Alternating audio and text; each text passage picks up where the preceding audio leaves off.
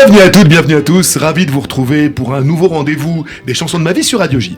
Aujourd'hui, notre invité a marqué de son talent les années 80, mais il serait injuste de la réduire à cette seule décennie. Avec plus de 22 albums enregistrés à son actif, l'écriture de courts-métrages, de pièces de théâtre et de livres, c'est une véritable autrice et artiste qui a su s'inscrire dans la durée. C'est elle que nous recevons aujourd'hui. Enfin, si j'ajoute que c'est la toute première fois que nous la recevons à Radio J, celle-là on n'a jamais dû vous la faire, celle-là, vous aurez compris que c'est Madame Jeanne Masse que nous recevons aujourd'hui. Au théâtre on dit toujours Mademoiselle d'ailleurs, on dit jamais Madame.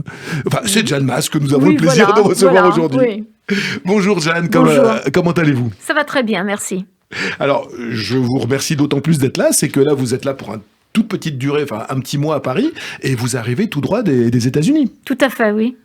Alors ça fait combien de temps que vous n'aviez pas foulé le sol français? 3 ans, 3-4 ans. 3-4 ans? Oui. Ça vous a manqué la France? Oui, en même temps, on était dans une période tellement difficile que j'étais contente de rester dans l'Arizona finalement et d'être protégée. Et puis finalement, de vivre au soleil, c'était pas non plus trop mal comme retraite. Voilà, le confinement n'était pas aussi terrible pour nous. J'imagine. Oui.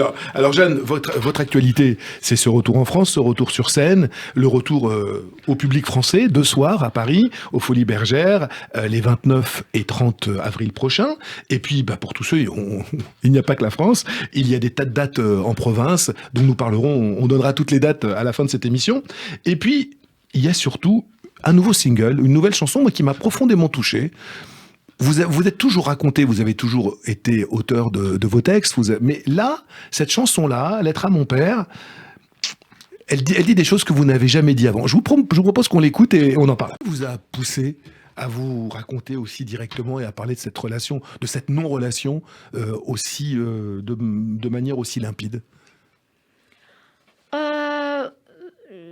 Peut-être, je sais pas. Moi, je contrôle pas mes textes et je contrôle pas cette envie d'écrire qui est presque poussée j'ai l'impression parfois que j'ai autour de moi des énergies qui me poussent à écrire des choses. Et c'est vrai que jusque-là, mon père, je l'ai souvent mis de côté. Et puis, je sais pas, j'ai l'impression que j'ai recommuniqué avec lui dernièrement. Et donc, c'est devenu naturellement. Et en fait, c'est très bizarre parce que, il faut croire en la spiritualité pour comprendre ce que j'essaie de dire. Mais c'était juste une simple chanson qui devait rester dans l'album, un peu, un peu planqué, quoi. Oui, planqué derrière. Avec beaucoup de pudeur. Oui, voilà, tous les arrangements des autres et tout ça. Je me suis dit, ça va rester vraiment comme ça. Et puis, j'ai eu des messages et du coup, je l'ai sorti parce que j'avais l'impression que on me demandait de le faire. Et donc, je l'ai fait. Et voilà, c'est quelqu'un qui a compté dans ma vie. C'était quelqu'un avec qui je voulais, voilà. Et quand vous dites on m'a demandé de le faire, c'est des signes que vous avez reçus. Il y a des choses comme ça qui vous poussent. Il y a des pensées qui viennent et on se dit pourquoi j'ai pensé ça, mais parce qu'en fait en général ce sont vos guides spirituels qui utilisent votre pensée pour vous donner des messages et donc c'est comme ça que j'ai reçu le message. C'est comme ça que la chanson est née et sortie et donc voilà, puis c'était aussi une façon pour moi, je voulais pas vraiment parler de moi, mais je voulais parler de nous tous et de cette relation qu'on a souvent avec notre père et qui est plus souvent compliquée que agréable. Quand on en parle, c'est souvent qu'elle est compliquée. Exact. Et là où j'étais ravie, c'est que après, sur les commentaires, en fait, tout le monde retrouvait sa propre histoire. C'est ça la force d'une chanson universelle, c'est qu'elle touche tout le monde. Jeanne, il vous est souvent arrivé en tant que... Quel mot horrible, parce qu'il paraît qu'il faut le dire maintenant, autrice, on dit plus auteur, on dit autrice. Il vous est souvent arrivé de penser que vous n'étiez pas vraiment autrice des textes que vous écriviez, tellement ils vous étaient dictés par l'au-delà? Exact.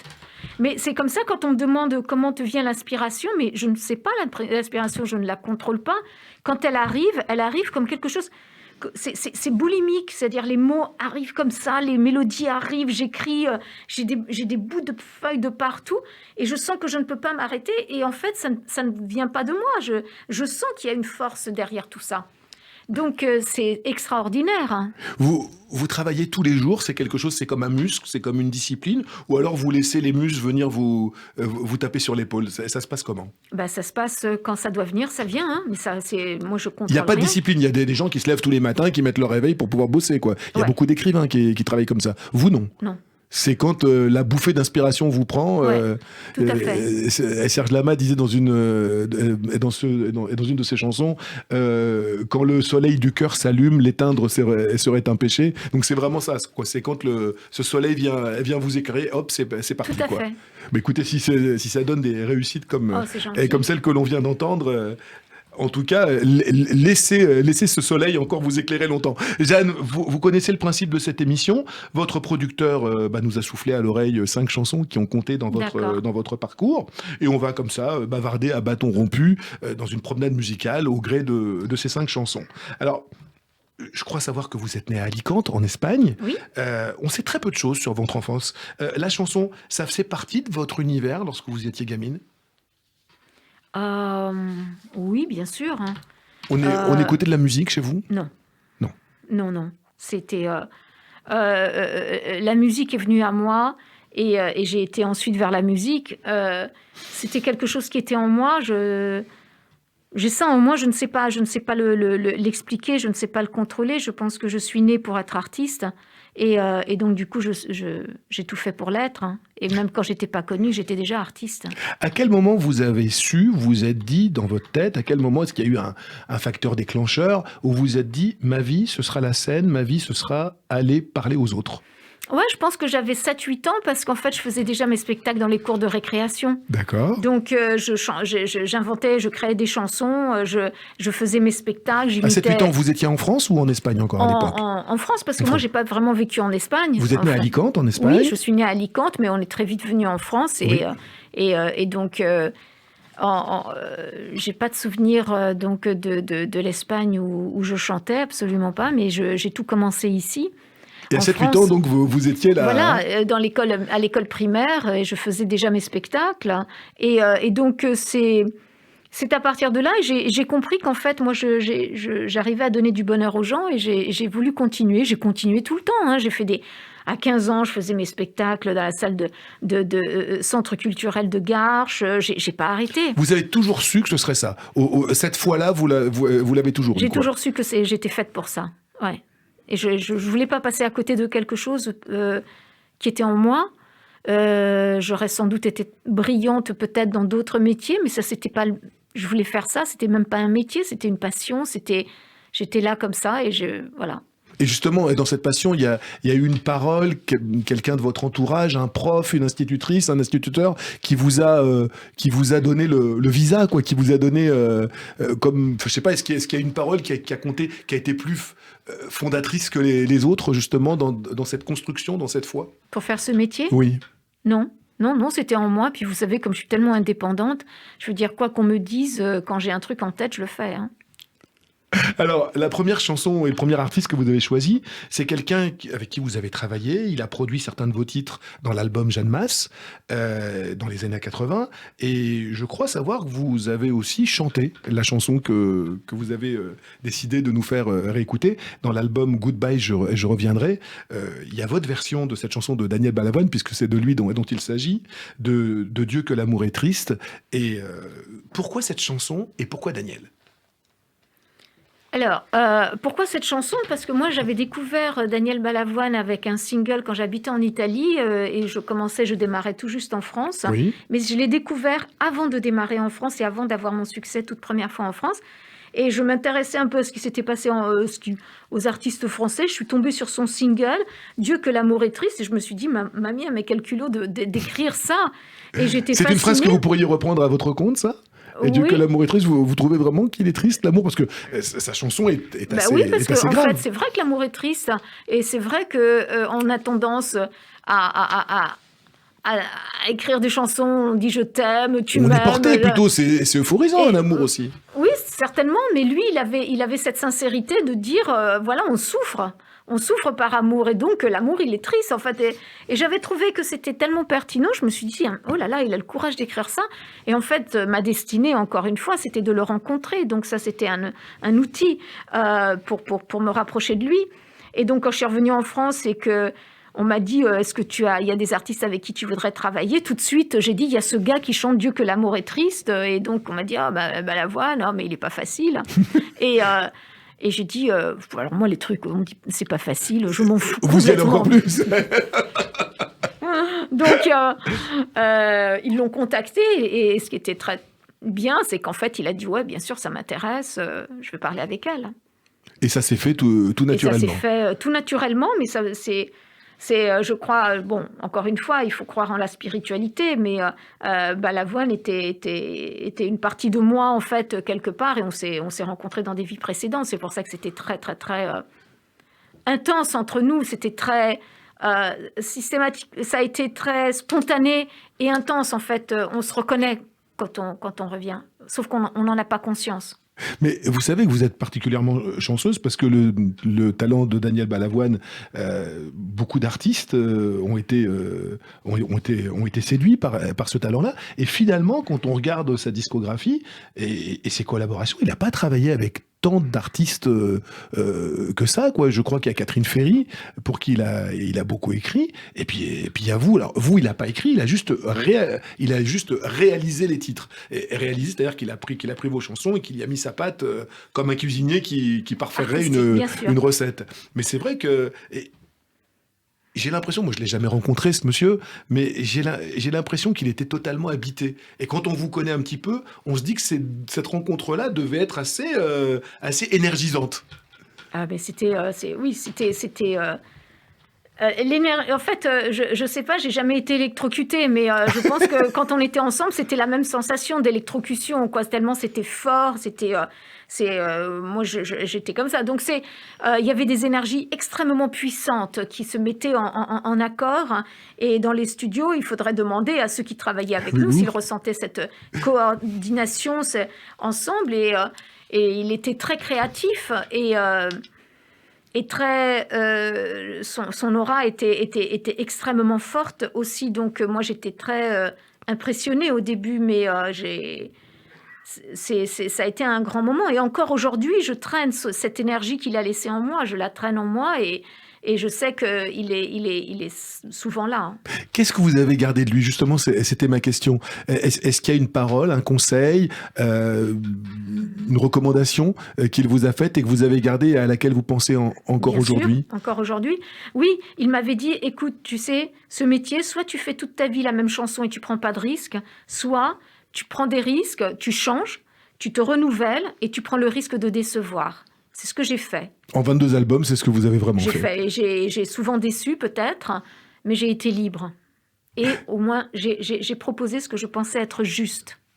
Quelqu'un qui n'a pas eu le temps de se renouveler assez, qui n'a pas eu le temps d'exercer cette liberté puisqu'il a été fauché à l'aube de sa vie, Daniel Balavoine, Dieu que l'amour est triste, on l'écoute. Dieu que l'amour est triste, Daniel Balavoine, le choix de Jeanne Masse dans les chansons de votre vie, Jeanne.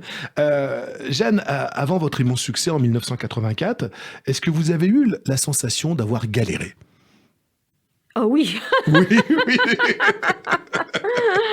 Oui, on m'a pas donné ça gratuitement. Hein.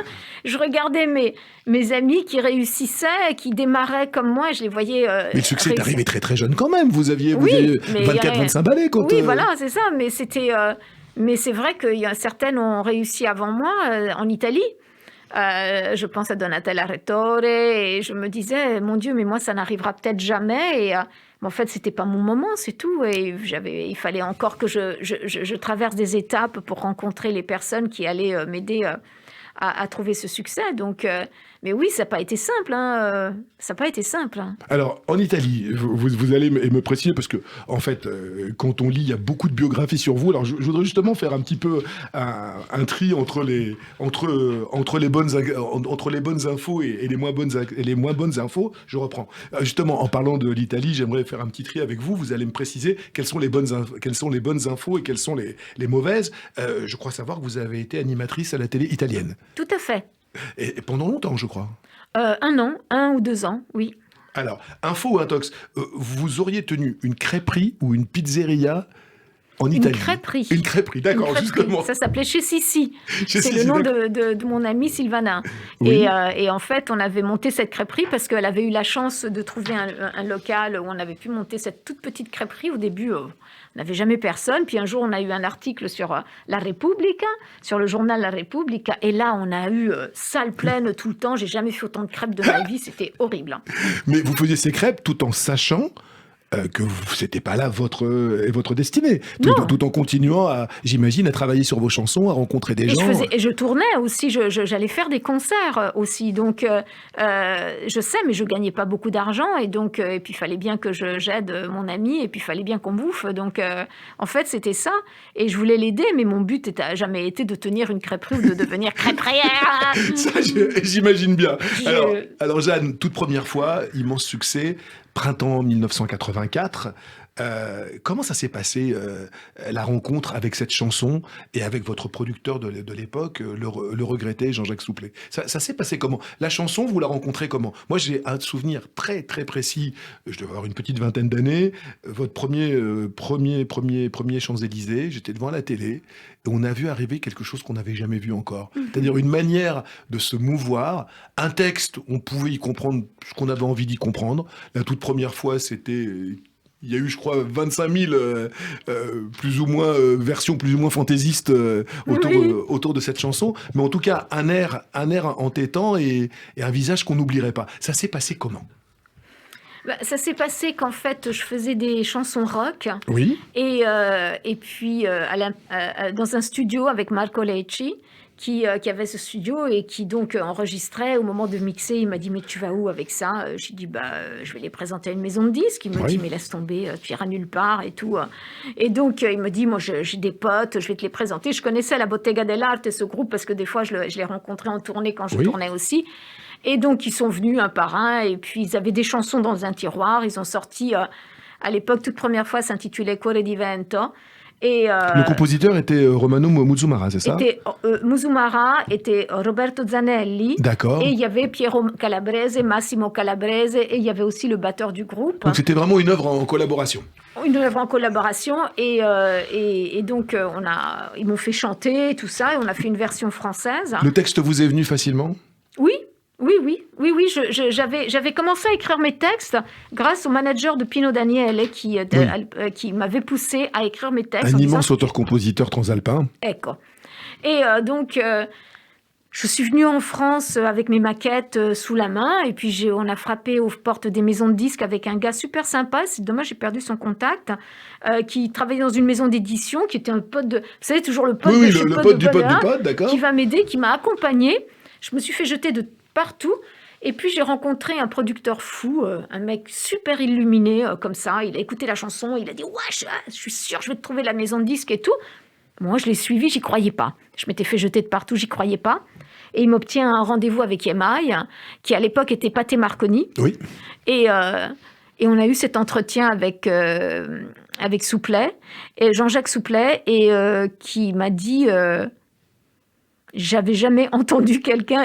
C'était pas toute première fois qu'il avait marqué le plus, c'était Viens, le face B. Oui, tout à fait. Tu parlais, tu vois, d'une scène d'amour sexuelle, et il m'a dit qu'une femme écrive un texte pareil, Il était très sensible au texte, en plus, Jean-Jacques.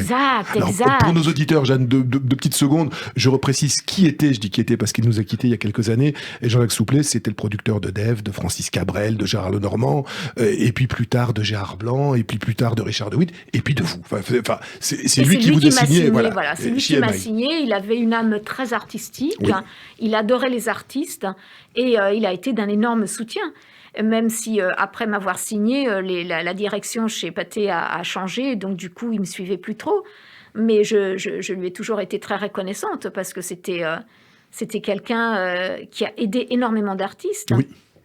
Donc, oui. Et justement, Jeanne, quand on arrive d'Italie, quand on a fait tous ces petits boulots que vous nous avez racontés, et qu'on se retrouve d'un coup d'un seul avec une chanson qu'on entend partout à la radio, je crois à l'époque quelque chose comme 900, enfin près d'1 million de 45 tours vendus. Aujourd'hui, c'est des chiffres qui laissent rêveur quand on connaît l'état des ventes des disques en France et que toutes les radios vous veulent. Bon, ce qui tue, pardon de faire cette parenthèse, hein, mais les artistes ne vivent plus de leur travail et pour cause, c'est qu'il y a tous ces réseaux comme Spotify et tout ça qui se nourrissent du travail des artistes et qui refilent des 0,001 pour... Des millièmes de centimes d'euros, tout à fait. C'est honteux, hein. Non, mais ça, c'est le vrai problème de la dématérialisation de la musique. À l'époque, les 45 tours se vendaient beaucoup. Moi, j'ai une petite anecdote. À l'époque, j'étais étudiant et j'étais pion. J'étais pion dans un lycée et je vous assure que c'est vrai. Entre la fin 1984, vous êtes sorti au printemps, je crois, et puis ensuite, tous les tubes se sont enchaînés, et 1985-1986, pendant 2 ans au lycée, j'étais donc surveillant d'externat, pion, on a vu des petites Jeanne Masse. Mais vraiment par dizaines, des gamines qui se maquillaient comme vous, qui mettaient un petit bandeau dans les cheveux comme vous, qui étaient habillées souvent en noir comme vous. Ça donne pas une responsabilité. Vous étiez toute jeune aussi à l'époque, vous aviez, je le répète, 25 ans. Quand on se retrouve avec autant de gosses qui vous font confiance, ça donne pas une responsabilité d'un coup? C'est pas un peu lourd à porter sur les épaules? Je crois qu'on pense pas à ça, parce que pour moi, c'était aussi très très neuf. Il fallait... au début, on me faisait faire des clubs pour faire de la promo. Et je n'aimais pas trop ça, mais c'était très bien payé. Donc ça, par contre, ça c'était agréable. Parce que moi qui gagnais pas d'argent à l'époque. Donc, et puis, par la suite, c'est vrai que j'ai vu ma maison de disques très heureuse des ventes. Et donc, tout de suite, on a fait un album. Et donc, tout de suite, on a fait un deuxième album. Et ça a été tellement rapide et tellement prenant, et puis on me demandait de partout. Donc moi, je n'ai jamais eu le temps de regarder ce qui se passait, parce que j'étais dedans. Et je ne faisais que travailler, composer, travailler, rencontrer, et puis voyager, faire de la promo. Donc vous n'avez pas eu le temps de profiter, vous n'avez pas eu le temps de goûter, de savourer. Voilà, on ne savoure pas, on est dans le storm, comment on dit déjà storm? C'est l'orage. Oui, dans la tempête. Machine à laver, quoi. Comme ça, voilà. Et donc, non, mais c'est vrai qu'à la fin, j'ai vu l'un de mes concerts où j'ai vu plein de filles qui s'habillaient comme moi, avec les mitaines et puis les cheveux rasés. Je me suis dit, oh my goodness, c'était drôle. Et le maquillage aussi. Et le maquillage et tout ça. Et je me souviens d'une fois où il y avait par la suite, il y avait à la fin d'école, vous savez, la fête de l'école de mon fils, où il fallait se déguiser. Et la directrice m'a dit, mais Madame Masse, vous vous êtes pas déguisée? J'ai dit, si, je suis en Jeanne Masse. Et il a fait, mais oui. Mais oui, donc du coup, c'est passé. J'étais devenue un déguisement aussi. Jeanne, sur l'album qui a suivi et sur les albums qui ont suivi, vous avez toujours travaillé avec les mêmes compositeurs, avec la même équipe de compositeurs. Je crois que Piero Calabrese, vous l'avez suivi jusqu'au bout, quoi. Tout à fait. Alors, et je vous pose cette question parce que on sait très bien que, là maintenant, sur votre dernier album, vous avez fait paroles et musique, mais on sait bien que dans la chanson, il y a des couples comme ça magiques d'auteurs et compositeurs, et ça m'amène à faire une transition avec le deuxième artiste que vous avez choisi d'écouter dans les chansons de votre vie, c'est Julien Clerc, Poisson mort de Julien Clerc. Et quand on parle de Julien Clerc, surtout de cette époque-là, ce qu'il appelait lui l'époque des patineurs, enfin l'époque du patineur, donc ses débuts en fait dans la chanson, on peut pas parler de Julien sans parler de Étienne Roda-Gil. Mais j'ai choisi Poisson mort non pas pour Julien que j'adore et que j'admire, mais pour Roda-Gil, parce qu'il a été, ça a été l'auteur qui n'a jamais rien écrit pour moi, et ça m'a tué ça. Et vous l'avez demandé gentiment? Non, je lui ai pas demandé. Je l'ai eu une fois au téléphone. C'était pour d'autres raisons et c'était pas pour ça. Mais j'aurais voulu qu'il me remarque et j'aurais voulu qu'il m'offre un texte parce que j'adorais son style. J'ai adoré toutes les métaphores dans ses textes et j'ai vu qu'il avait écrit pour d'autres artistes et j'aurais voulu. Donc, qu'il en fasse un pour moi, mais c'est pas grave, parce que... Vous auriez renoncé, vous qui écrivez, et qui vous habillez sur mesure avec talent, vous auriez renoncé pour un titre ou deux à ne pas chanter vos mots, pour chanter ceux de Roda-Gil ou de Daniel Balavoine. C'était pour moi les deux auteurs, voilà. Et Roda-Gil, donc, ça ne s'est pas fait. Ça ne s'est pas fait, mais je n'ai jamais demandé non plus. Peut-être qu'il ne savait pas que ça m'aurait plu, peut-être. Je ne sais pas. Mais on peut tout à fait imaginer une rencontre avec ce monsieur qui était flamboyant, cette espèce de poète catalan, qui était toujours avec une forme de lyrisme, de poésie. Il écrivait des textes qui n'étaient pas des textes de chansons. Quand vous lisez Poisson mort, c'est pas un texte de chanson. Non, c'est un poète. Oui. Et puis, il y a des phrases où vous dites, une fois qu'on a écrit ça, une fois dans sa vie sur un papier, je crois qu'on peut aller se coucher, quoi. La lave tiède de tes yeux coule dans mes veines malades, dans le cœur volcan. Une fois qu'on a écrit ça, je crois qu'on peut aller faire une sieste, hein. Tout à fait, mais c'est ça. Mais c'est ça qui me... D'ailleurs, j'avais repris le cœur volcan à mon ancien spectacle, les derniers Folies Bergères que j'avais faites, et j'avais trouvé... Parce que, voilà, Étienne Roda-Gil, c'était une inspiration, rien que... Vous avez raison, rien qu'en regardant l'homme, c'était une inspiration, c'était un artiste. Et c'était un tableau, un Voilà. tableau. Voilà. Et le mariage avec Julien, qui était le mélodiste, était formidable. Faut dire la vérité, c'était formidable. Il a su mettre les mots de ce poète, parce que franchement, je crois que là, c'est... Le plus grand interprète de Roda-Gil, c'est quand même Julien Clerc. Bien évidemment. Vanessa Paradis a fait quelques jolies choses aussi ensuite, mais elle n'a pas composé. Non, elle n'a pas composé. Mais Voilà. C'est vrai que le plus grand, celui qui a trouvé les plus beaux écrins aux mots d'Étienne Roda-Gil, c'est Julien Clerc. Voilà. Bon, on l'écoute, Poisson mort, on écoute. Poisson mort, bah, bien sûr, l'aspect écologique de cette chanson, elle a 40 ans. On l'entend quand même, c'est une des premières chansons écolo. Vous êtes une femme d'engagement, Jeanne. Vous n'avez jamais mis votre mouchoir sur vos engagements, notamment. Alors là, c'est la cause écologique. Je crois savoir que la cause végane, c'est quelque chose qui... Bon, vous avez écrit un livre là-dessus, et je suis une pomme. Et j'en ai un autre qui sort à la rentrée. Bientôt, bah, donc on se reverra. Donc c'est cool. c'est Ouais. chouette. La notoriété, la popularité, pour vous, ça va de pair avec le fait de défendre les causes qui vous tiennent à cœur? Oui, parce que pour moi, c'est une façon d'aider le monde et d'aider les gens. Je ne dis pas... le fait d'être végane, bon, c'est un choix personnel que je n'impose absolument à personne, mais le fait d'expliquer le véganisme pour aider les autres qui voudraient aller dans cette voie-là, c'est une mission. C'est une mission parce que j'ai l'impression d'avoir compris et je sais aujourd'hui, j'ai suffisamment étudié la science, j'ai suffisamment étudié la nutrition et la naturopathie pour aujourd'hui pouvoir guider les gens sur le véganisme. Et donc, en fait, c'est comme une mission sur Terre, c'est comme apporter de la joie. Là, j'apporte de la santé. Donc, oui, je crois que ça fait partie des leitmotifs, des motivations de ma vie. Est-ce que c'est une manière aussi de rendre à la vie et au public ce qu'il vous a apporté? C'est une façon de continuer ma mission sur Terre. C'est surtout ça. C'est de défendre notre planète parce qu'il faut vraiment le dire. Aujourd'hui, notre planète est en danger. Donc, je sais, on va beaucoup peuvent penser, bon, bah, tant pis, ce sera après moi. Non, ça va être maintenant. Donc, on a une chance incroyable de pouvoir vivre dans une planète qui est formidable et qu'on est en train de détruire. Oui. Beaucoup indirectement, mais aujourd'hui, être végane, c'est déjà prendre position et c'est déjà un pas vers c'est une façon de préserver déjà notre planète. Je ne dis pas qu'on va la sauver, je pense que c'est relativement déjà un peu tard, mais c'est pas pour ça qu'il faut baisser les bras. Il faut continuer et il faut le faire pour nos enfants et il faut le faire pour nos petits-enfants et il faut le faire parce que cette planète est belle et il faut le faire pour nos animaux. Parce que nos animaux, il y en a de moins en moins, qu'ils souffrent de plus en plus et face à l'indifférence totale des gouvernements. Attention, parce qu'il y a de plus en plus aujourd'hui d'associations qui sont pro-animaux et qui défendent, qui ont conscience qu'on est en train de mal agir et qu'il faut que ça cesse. Et le véganisme fait partie de ça. Et en plus, on se sent tellement bien que, je veux dire, je veux porter ce bien-être aux gens.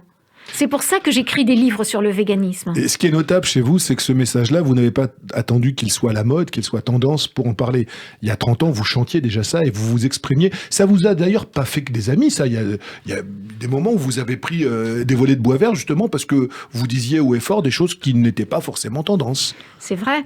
C'est vrai que, encore une fois, parce que en fait, c'est peut-être ce côté spirituel qui fait que, bon, on arrive déjà avec des connaissances et on sait exactement. Donc, moi, c'est vrai que j'ai toujours, dans mon passé, j'ai parlé des guerres, j'ai parlé de l'enfant, de l'enfance durant la guerre. Aujourd'hui, on revit une guerre où les enfants sont là. On est en plein dedans.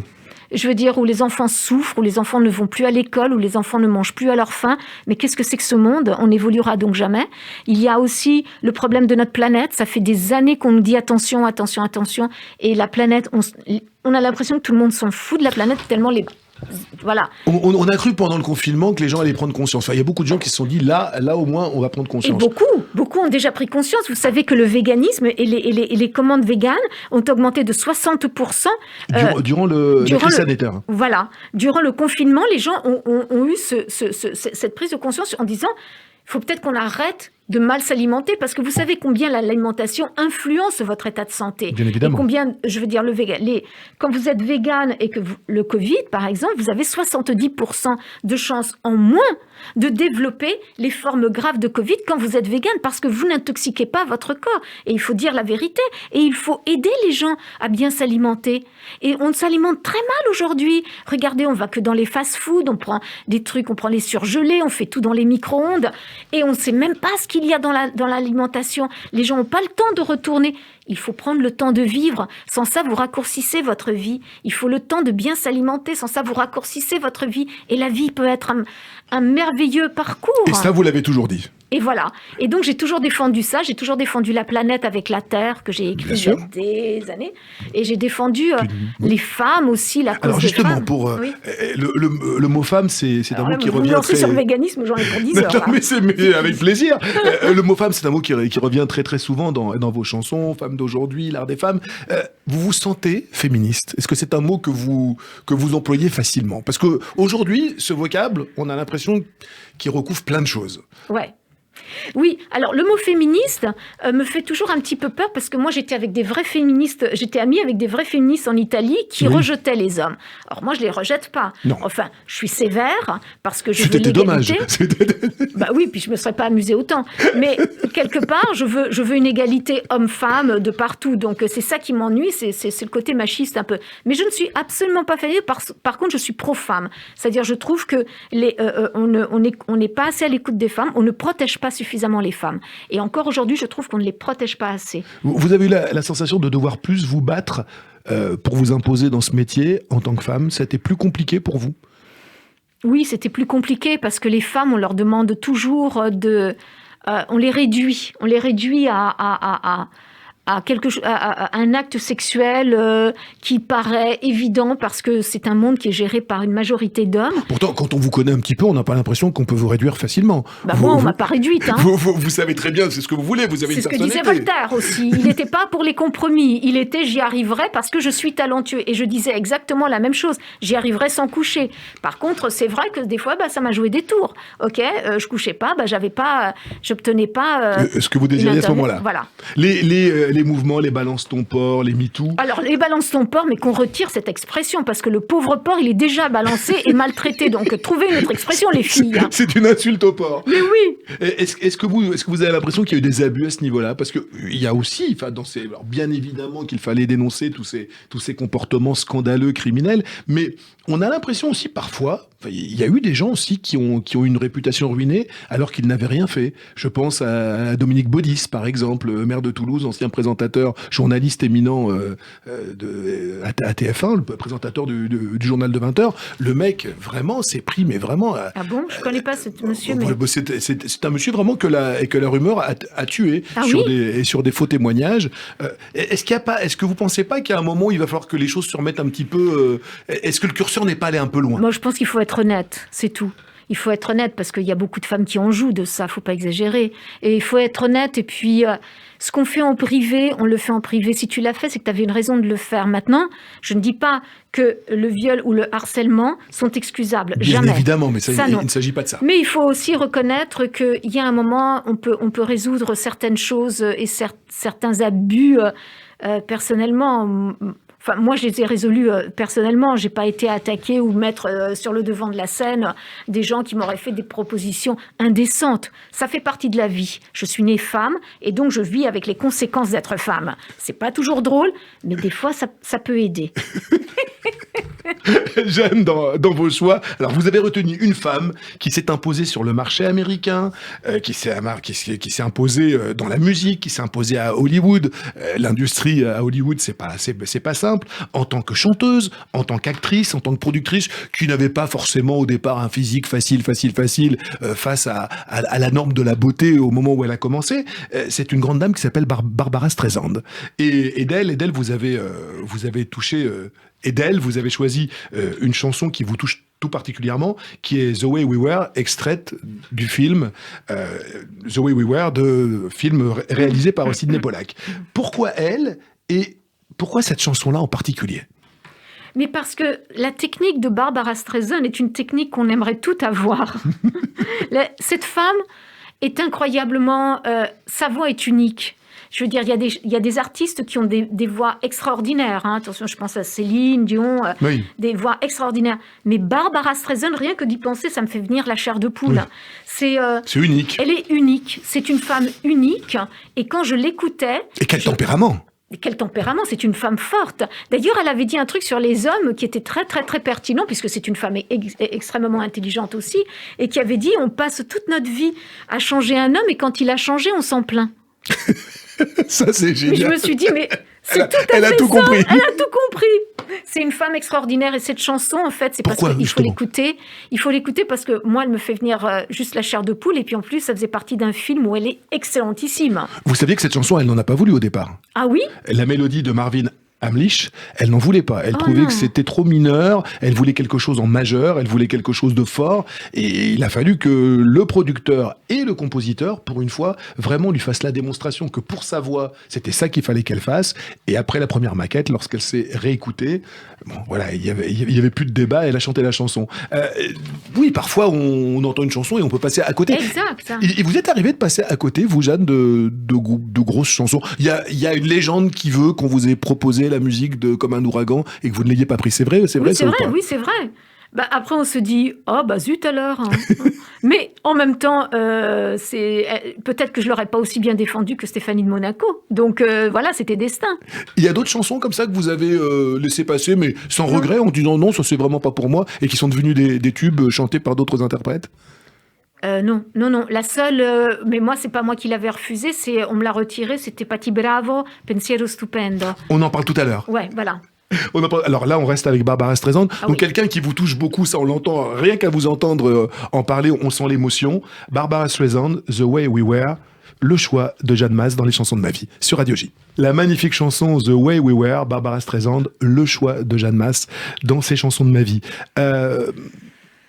Jeanne, Barbara Streisand n'a jamais fait mystère de sa judaïté et de sa vie spirituelle. Elle a produit le film, elle a produit le film Yentl, qui traite merveilleusement, entre autres, de la place de la femme dans la religion juive. Nous sommes sur une radio juive, sur une radio culturelle et cultuelle. Quel rapport, j'ai beaucoup entendu le mot de spiritualité depuis le début de notre entretien. Quel rapport vous entretenez avec la spiritualité ? Alors, moi, j'ai commencé une thérapie spirituelle il y a quelques années. Une thérapie ? Oui. C'est quoi une thérapie spirituelle ? Expliquez-moi. Alors, en fait, j'ai toujours eu la sensation que je m'étais incarnée, donc réincarnée. D'accord. Donc, j'ai voulu, à un moment, en parlant avec ma fille, elle avait un livre qui s'appelait Le livre des esprits, et donc j'ai commencé à bouquiner, puis je me suis dit, je veux en savoir plus, parce qu'il y a quelque chose que je ne comprends pas en moi. Donc, j'ai trouvé une thérapeute en fait, elle est mi-médium, en fait, c'est une vraie thérapeute, et donc j'ai commencé à parler avec elle, et elle m'a ouvert ma vie spirituelle. Et donc, où j'ai compris qui je suis, j'ai tout compris sur moi. Et j'ai finalement... C'était comme une analyse, en fait. Donc, oui, voilà, c'est comme une analyse. J'appelle ça une thérapie parce que, en fait, ça m'a permis de comprendre énormément de choses. Et donc... aujourd'hui, je vis avec. C'est-à-dire qu'aujourd'hui, je suis en contact permanent avec mes guides spirituels qui sont autour de moi. Je sais quelle est ma mission sur Terre. Je sais pourquoi je suis revenue sur Terre. Je comprends tout. Et surtout, ce qui est formidable, c'est que j'accepte tout. Dans les défaites, dans les peines, dans ce qu'on considère être quelque chose de très dur dans son enfance, il ne faut pas prendre son enfance comme « j'ai pas eu de bol, j'ai eu des parents de merde et tout ça ». Non. Il y a eu des choses très dures dans votre enfance ? Oh oui, ma vie a été très très très difficile. Le démarrage de ma vie a été catastrophique quelque part. Mais aujourd'hui, je sais que c'était l'expérience que j'avais souhaité avoir. Et donc, aujourd'hui, je l'accepte. Que vous avez souhaité ou avec laquelle vous avez dû faire avec ? Est-ce que c'est pas plutôt de la résilience ? À partir du moment où on choisit les parents, en fait, on sait ce qui va se passer parce qu'en fait, c'est un échange. On vient tous pour vivre une expérience qui nous aidera dans notre prochaine vie. C'est pour ça qu'il est très important dans cette vie de réussir un maximum de choses à travers l'amour, parce que et d'annuler tout conflit avec les autres, parce que ça te permet de ne plus revenir et d'avoir à affronter ces conflits-là. Voilà. Donc moi, mes parents ont été très difficiles. Enfin, ils n'ont pas été des parents. Comment dire, cool. Pas très présent aussi, si l'on en croit votre chanson, cette lettre à votre père que nous avons entendue en début d'émission. C'était des parents qui venaient pour une mission qu'ils voulaient accomplir, et moi, toutes les souffrances qu'ils m'ont infligées, en fait, étaient mon expérience, et il fallait que j'aille au-delà. Au-delà de ça, c'est-à-dire quand quelqu'un vous fait du mal, ce que la spiritualité vous apprend, c'est qu'il ne faut pas lui en vouloir. Il faut juste comprendre qu'en fait, déjà, vous n'êtes pas le problème.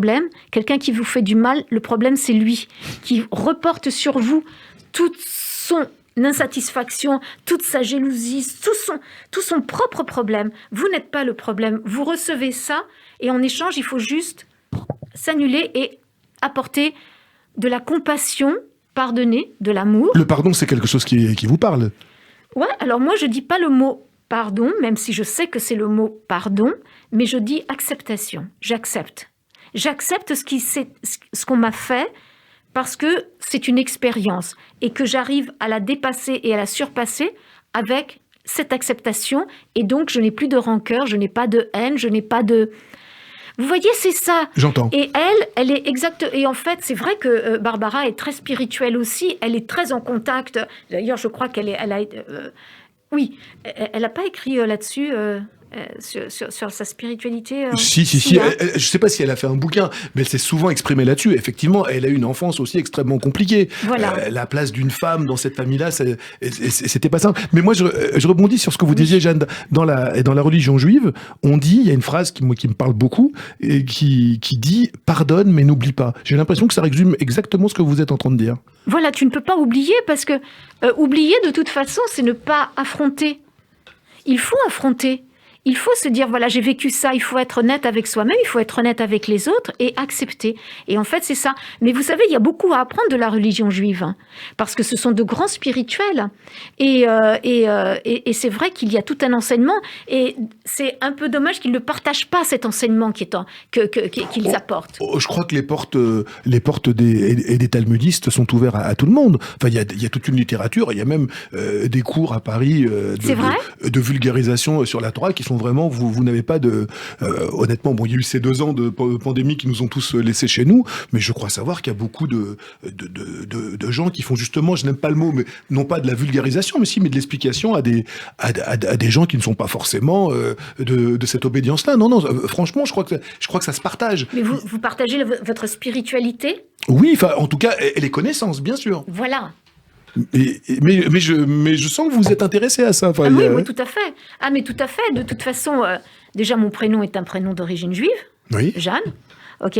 Et c'est vrai que je pense que dans l'une de mes vies précédentes, je l'ai été aussi. Donc, parce qu'on le sent. On le sent, il y a des affinités comme ça. Donc, il y a des choses qui vous parlent. Oui, que vous communiquez avec.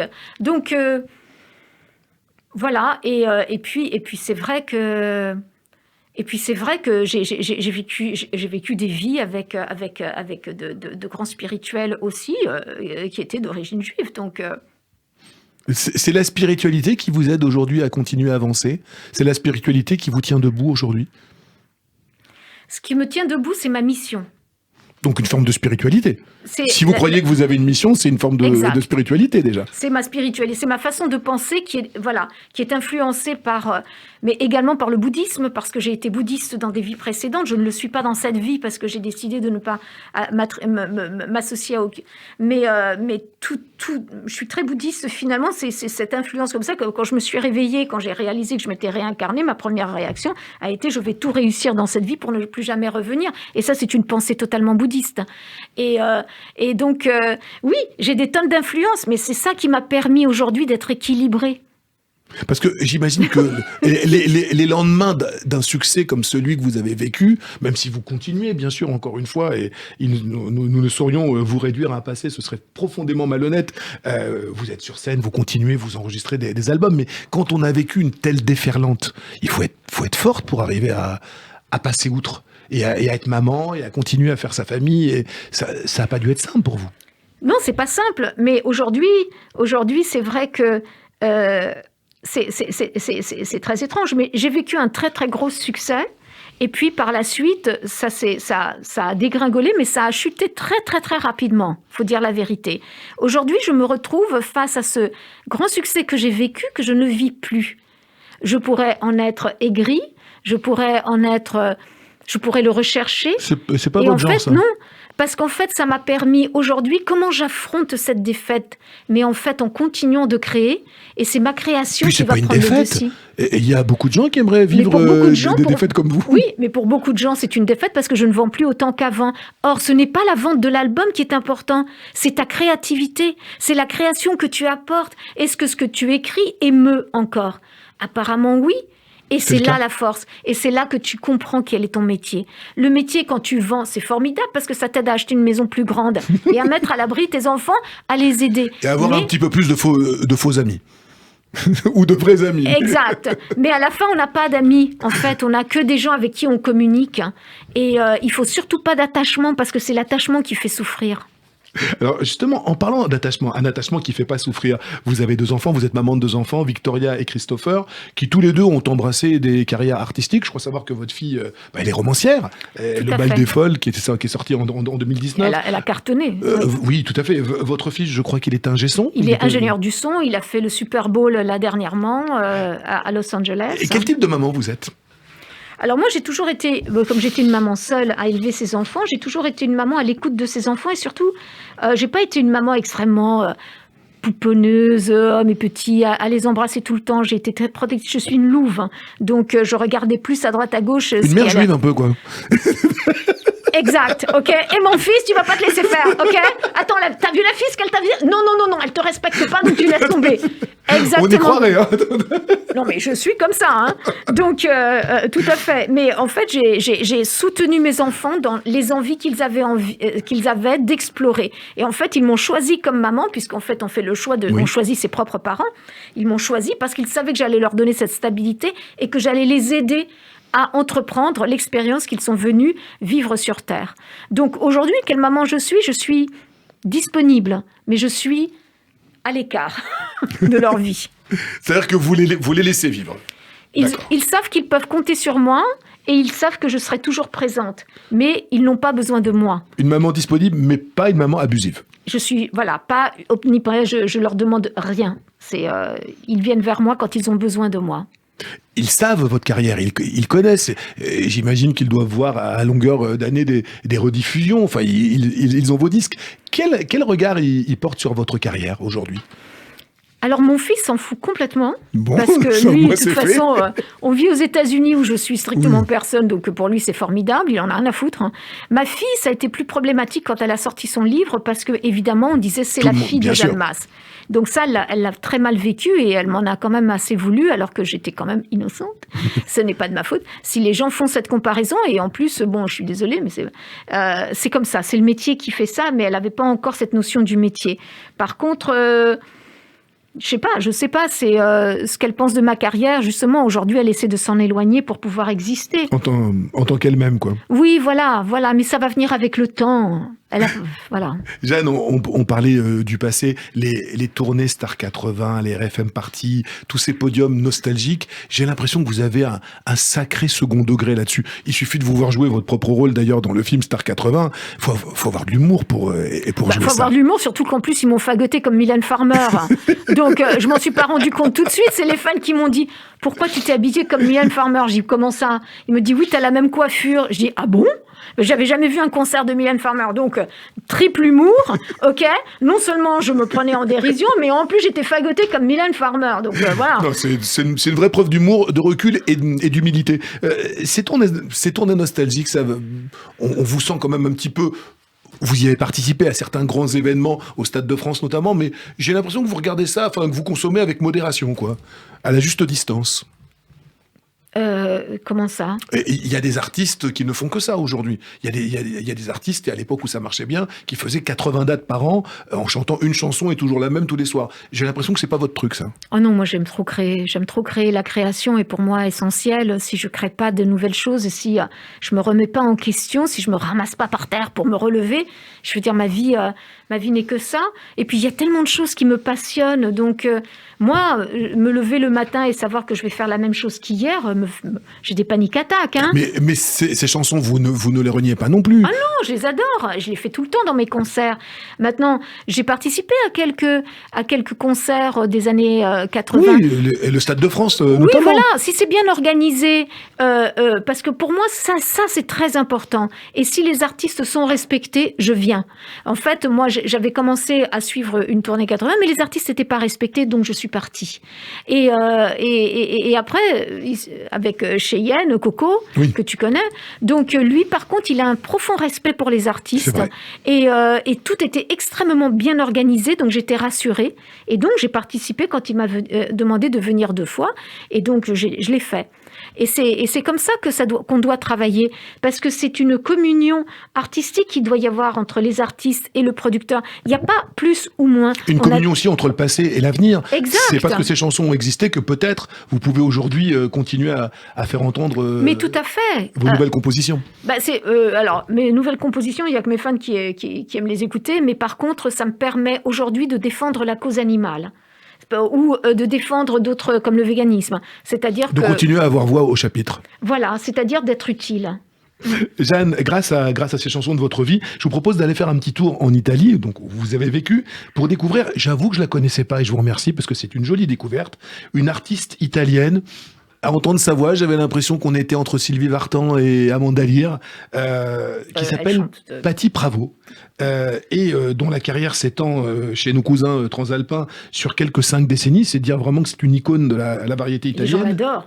Et cette chanson, c'est Pensiero Stupendo, une chanson que vous auriez dû chanter, je crois. Qui m'avait été créée.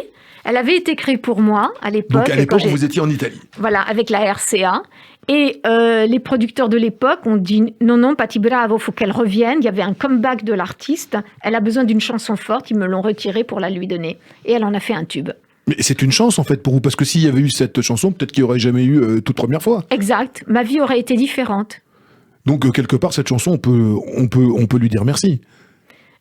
Oui, on lui dit merci parce que c'était une belle rencontre aussi. Et ça vous a révélé à vous-même. Oui, tout à fait. Mais et puis moi, c'est vrai que moi, je voulais faire un truc qui bougeait. Donc c'était et tout et noi et la. Elle est magnifique cette chanson. Alors c'est vrai que le texte, moi je parle pas l'italien couramment. C'est vrai que le texte parle d'un ménage à 3. Oui. C'est chaud quand même. Oui, c'était bien. Enfin, moi, j'ai jamais eu de problème par rapport à aucun texte un peu tendance. En 78, c'était quand même... la chanson était enregistrée en 78. C'est ça qui avait plu aussi, voilà. Donc, certainement. Puis bon, elle est extraordinaire. Patti Bravo a une personnalité extraordinaire. Une voix magnifique. La façon dont elle l'interprète, c'est un monument. Donc, oui, elle en a fait un tube et c'était très bien. Et puis, si cette chanson l'a aidé à revenir sur le devant de la scène, c'est encore mieux. Moi, de toute façon, il fallait que j'attende. C'était pas mon moment, hein. Pensiero Stupendo, je l'ai bien prononcé? Oui. Patti Pravo, on l'écoute. Pensiero Stupendo, Patti Pravo, le choix de Jeanne Mas dans les chansons de sa vie sur Radio J. Jeanne, vous avez le sentiment aujourd'hui que le public a une image exacte de vous? Est-ce que le public vous voit comme vous êtes, vous croyez aujourd'hui? Non, mais qu'importe. Mais qu'importe. Ce qui importe, c'est pas qu'il me voit tel que je suis. Je suis pas là pour me vendre. Je suis là pour faire un métier. Peut-être aussi, on a parfois envie d'être aimé pour ce qu'on est. Est-ce que vous pensez pas qu'avec toutes vos prises de parole, aujourd'hui, enfin, on a l'image de la femme que vous êtes? Moi, je crois que le public m'a compris bien avant, a compris mon tempérament bien avant les médias. Les médias, ils ont eu très souvent tendance à me mettre On vous a mis dans une case, mais les médias ne font que ça souvent. Peut-être, oui, mais bon, c'est surtout on me faisait dire des choses que je n'avais pas dites, on m'accusait de choses que je n'avais pas faites. Vous parlez de la peine de mort, là, Oui, de plein de choses, de conneries comme ça, ou de la lettre, ou de Nagui, toutes ces bêtises comme ça qu'on m'a mis sur le dos. Mais le public, lui, ce qu'il a toujours pensé, c'est que j'avais un tempérament de femme indépendante, proche du peuple. Et c'est ça qui était important pour moi. C'est que eux ont ressenti vraiment mon message. Et parce qu'en fait, dans ma lettre à Mitterrand, je ne faisais que défendre la cause des enfants. Et donc, mais il y a que les gens qui n'ont pas voulu lire, qui ont inventé ou créé cet amalgame. Mais c'est pas un amalgame, c'était du n'importe quoi. C'était surtout ça. Et donc, voilà. Mais que le public, moi, je suis là pour leur donner du bonheur. Je suis pas là pour me mettre en avant. Et ça fait partie aussi de ma mission de votre sur mission. Terre. Boris Vian disait le succès, c'est une hallucination collective. Ouais. Et quelle est votre définition de cette chose magique que tous les artistes cherchent et que peu trouvent? Enfin, c'est quoi votre définition du succès? Je sais pas.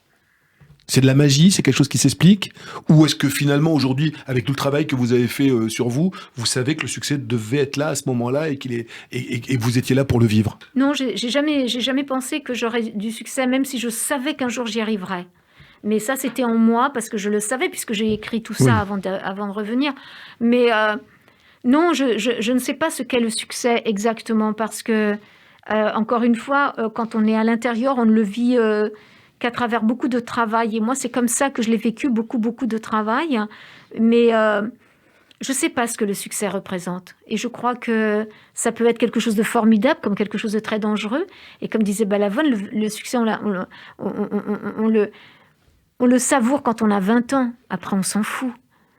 Et quelque part, c'est vrai, parce que quand on a 20 ans, on a envie qu'on nous regarde, on a envie d'exister. Et moi, j'ai eu cette chance, j'ai existé. Et aujourd'hui, je sais que j'existe. Mais avant, je ne le savais pas. C'est marrant, quand vous parlez de Daniel Balavoine avec l'émotion avec laquelle elle vous en parlait. Moi, je me souviens d'une interview dans Les Enfants du Rock où il disait, quand j'ai fait le chanteur, et j'ai eu je ne sais plus combien de millions d'anciens francs sur mon compte, et plutôt que de voir cette somme, il avait divisé ça en années de musique. Il se disait, avec cette somme-là, si j'ai plus de succès, je vais pouvoir tenir 5 années de musique. En fait, il avait son unité de valeur, c'était pas les francs à l'époque, c'était les unités de musique. J'ai l'impression que c'est un petit peu comme ça que vous avez aussi vécu le vôtre, le succès. Oui, tout à fait. Oui, tout à fait. Et en fait, mais parce que ce sont les vrais artistes qui pensent pas à l'argent. Les vrais artistes ne pensent pas aux ventes. Moi, quand on me dit t'as vendu 5 millions d'albums, je les regarde en me disant ah bon? C'est quand même plus facile pour continuer. C'est quand même un La sésame. conséquence, oui, bien sûr. Par la suite, on m'a donné du crédit. Encore aujourd'hui, c'est vrai que si j'avais un succès, eh bien, je pourrais demander à Andrea Bocelli de faire un duo avec moi. Et comme aujourd'hui, je suis plus sur le devant de la scène vraiment, il va pas dire oui. Mais qui vous dit que vous n'allez pas y revenir avec les nouvelles chansons qu'on entend là? Je voulais le faire, puis en Italie, on m'a dit non, laisse tomber, c'est trop difficile, tu dois pas le faire parce que lui, c'est très compliqué. Donc, mais avec la foi que vous avez, vous pouvez pas vous laisser. Oui, voilà, mais moi j'ai pas dit mon dernier mot. Voilà, c'est ce que je voulais entendre. Voilà, c'est juste que vous savez, c'est les chemins qui des fois sont tortueux, mais quand vous voulez arriver à quelque chose, parce que ce mec est extraordinaire, sa voix est extraordinaire, et que le mélange de sa voix avec la mienne, je me dis ça va être extraordinaire. Mais en même temps, on a hâte d'écouter. Oh, c'est gentil, mais en même temps, cette envie de faire ce duo avec Andrea Bocelli m'a permis de faire un album où je chante moitié en italien, moitié en français. Donc finalement... Le chemin est à moitié fait. Voilà. Alors, vous avez choisi, 5e choix des chansons de votre vie, quelqu'un qui nous manque cruellement, quelqu'un qui est décédé en avril 2020, qui a été emporté par cette pandémie, par la Covid, et quelqu'un qui, toute sa carrière, a mis à point d'honneur à se réinventer, à être là où on ne l'attendait pas. J'ai l'impression que c'est un petit peu votre cas aussi, quand on voit ces 22 albums. C'est Christophe. Et le Christophe, vous avez choisi « Oh mon amour ». C'est pas la chanson la plus connue, c'est une chanson qu'il a écrite, qu'il a composée du moins en 72. C'était là un petit peu la période et du creux de la vague. Et pourquoi cette chanson? Et pourquoi cette chanson est donc extraite de ce 3e album de Christophe?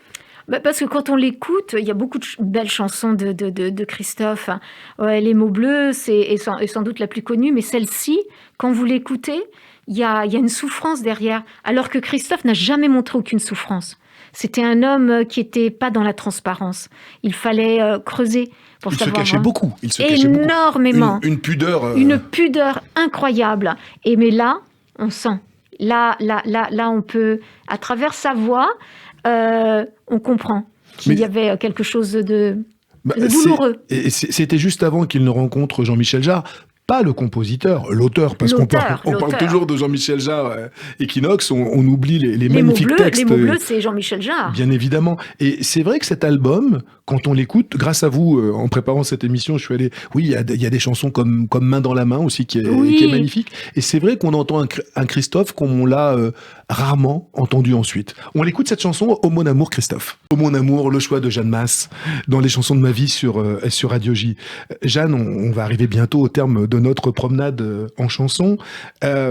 Lorsque, au hasard d'une rediffusion, vous revoyez la jeune fille de 25 ans que vous étiez en 1984, qu'est-ce que vous auriez envie de lui dire aujourd'hui à cette jeune fille ? Good job. Est-ce que vous auriez envie de la mettre un petit peu en garde sur ce qui l'attend ensuite ou pas du tout ? Non. Non, parce que tout ce que j'ai vécu, il y avait une raison pour que je le vive. Bon, même si... Ça, c'est votre spiritualité. C'est ma spiritualité. J'ai mis du temps à la digérer, hein, par contre. ça a été... Non, je crois que la plus grande perte pour moi dans ma vie, ça a été Daniel Balavoine, parce qu'il était un moteur pour moi, et je pense que je suis un peu morte avec lui, mais... Par la suite, il fallait que je survive parce que moi, ma mission n'était pas finie. Et vous êtes à de multiples reprises réinventé ensuite. Oui, parce que c'était toujours cette mission, mais je l'ai toujours fait parce que comme une mission, mais très très souvent j'étais voilà, mais ça c'est le parcours de ma vie, donc je dis oui, je dis good job, même malgré toute la solitude et toute la tristesse que j'ai pu traverser. Et vous savez, on parlait de Christophe, le départ de Christophe a été très douloureux, et surtout qu'il est parti à un moment où tout le monde se foutait des gens qui partaient. Oui. Et il est parti tout seul en plus, il est parti loin de seul. chez lui. Voilà, et dans un moment où habituellement on porte hommage aux artistes qui partent, là, tous les artistes qui sont partis durant la période Covid. Manu Dibango, Christophe, on s'en souvient. C'était très très difficile, et il faudra un jour qu'on rappelle tous ces artistes qui ont compté et qui ont apporté énormément dans la musique française. Et il y en a un autre dont on ne parle pas, mais Patrick Juvet aussi, lorsqu'il est parti... un petit peu plus tard. Voilà, plus tard. Un petit peu plus récemment. Exact. Mais vous savez, Jeanne, c'était un homme formidable aussi. Et un jour, je porterai hommage à tous ceux qui m'ont accompagné un peu dans ma carrière. Et puisque j'ai encore ma mission là, peut-être que j'aurai encore la chance de pouvoir leur porter hommage. Vous savez, on dit que les gens ne meurent vraiment que lorsqu'on n'en parle plus. J'ai l'impression qu'avec vous, ils ne sont pas morts. Ils ne sont pas prêts d'être morts. Jeanne, je rappelle votre actualité, le 29 et le 30 avril, la semaine prochaine, aux Folies Bergères. Une superbe chanson, Lettre à mon père. On ne dit pas ici ce qu'on ne pense pas. Cette chanson, je l'ai reçue hier, votre producteur me l'a envoyée hier. Vraiment, j'invite les auditeurs à... On la trouve sur toutes les plateformes, oui, j'imagine, cette chanson. Ouais. Elle est vraiment belle. Et puis, c'est une Jeanne Masse qu'on ne connaît pas forcément. Ouais. Enfin, dans cette vérité dans le texte, moi, j'avais pas écouté ça chez vous avant. Je rappelle aussi vos dates de tournée, parce qu'il n'y a pas que Paris. Alors, Amis de Bordeaux, c'est le 6, que Jeanne sera chez vous. Toulouse, le 7 mai. Nantes, le 14. Le 15 à Lille. Et le 24 mai à Lyon, en attendant d'autres dates. Avec un spectacle totalement différent des Folies Bergères. Tout à fait. Là, en province, ça va être acoustique. Oui. Et aux Folies Bergères, il y a toute l'armada, quoi. En fait, en province, c'est comme si j'invitais les gens chez moi. D'accord. Donc, ça va être très intime. Eh ben, je pense qu'ils vont venir beaucoup nombreux chez vous et pousser les murs. Une toute dernière question que je pose à tous mes invités. Quel est le plus beau cadeau que ce métier vous ait fait à ce jour ? Les rencontres. Les rencontres formidables. J'ai rencontré, nouveau Daniel, c'est vrai, Michel Berger, Johnny, Serge Gainsbourg, Patrick Juvet. J'ai rencontré des gens formidables, Christophe. J'ai rencontré des artistes internationaux, comme Cyndi Lauper. Ce sont mes rencontres. Ce sont les rencontres qui enrichissent. C'est parce que tu réussis. C'est les rencontres. C'est votre patrimoine, ça. Ouais. Oui, tout à fait. Jeanne, on vous souhaite de très beaux concerts, Merci. Une très belle tournée. On vous dit à très très vite. Vous êtes ici chez vous. Merci beaucoup. Merci de m'avoir invité. Merci.